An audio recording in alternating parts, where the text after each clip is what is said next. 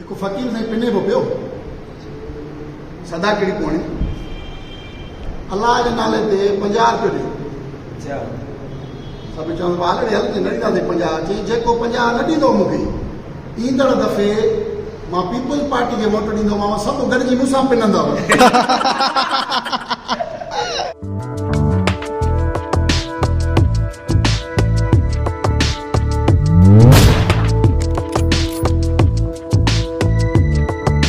चोर के घर में चोरी करण वियो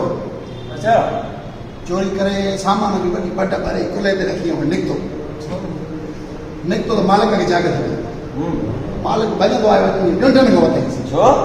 ॼंढण खां पकड़े करे रख सामान रख हिते अच्छा चोर खे सामान रखिणो पियो मालिक आहे न हो हा ॻंढ सॼी रखाईंसि हेॾो ॿियूं बि सामान हल्को फुल्को साइड में चड़े इहो बि रख साईं इहो तव्हांजो न इहो पाड़े वारनि जे घर मां चोरी थी हिकिड़ो उथणो हमरा जेको मौलवी साहब आयो फतवा वठणु मौलवी साहब खे चई छा जन्नत में असांखे हुको पीअण लाइ मिलंदो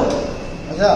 मौलवी साहब खे ॾिसी ऐं कावड़ में जवाब ॾिनो हुको त ज़रूरु मिलंदी पर टांडो करण लाइ दोज़ख में मिलणो पवंदी हिकिड़ो मरीज़ वियो डॉक्टर ॾे ॾंदनि जे डॉक्टर खे वञी हिकु ॾंद ॾेखारियईं भाउजा 3 ॾंद भॻल आहे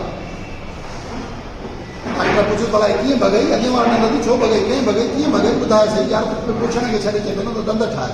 यार न ॿुधाए त हेॾी हालत थियल आहे की फसियो हेॾी ॻाल्हि सम्झे अची डॉक्टर साहिब असल में घर में मानी पकी उहा मानी ॾाढी सख़्तु हुई उनजे करे जेको आहे चरिया पोइ मानी सख़्तु हुई त तूं जेको आहे छॾे आहे न सम्झे या मना करे घर वारी खे त बाबा न आहे जेको आहे सख़्तु मूंखे न खाइणी आहे चई साईं मना ई त कयो तॾहिं त ॾंद भॻई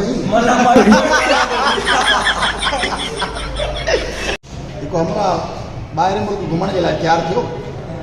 घरवारी चयोसि काॾे थो वञे घुमण चई फॉरेन घुमण थो वञा पोइ कहिड़े बि मुल्क वेंदुसि घरवारी फरमाइशूं शुरू चई हल ठीकु आहे जे इंडिया वञे न त मुंहिंजे लाइ साड़ी ज़रूरु आणजांइ जेकॾहिं दुबई वञे त पोइ मुंहिंजे लाइ ज्वेलरी ज़रूरु आणजांइ जेकॾहिं फ्रांस वञे पोइ मुंहिंजे लाइ परफ्यूम ज़रूरु आणजांइ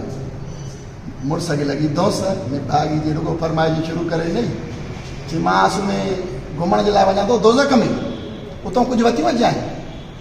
जोड़ बि हराम में हुई चई पोइ हीअं कजांइ उतां पंहिंजो वीडियो मोकिले छॾिजांइ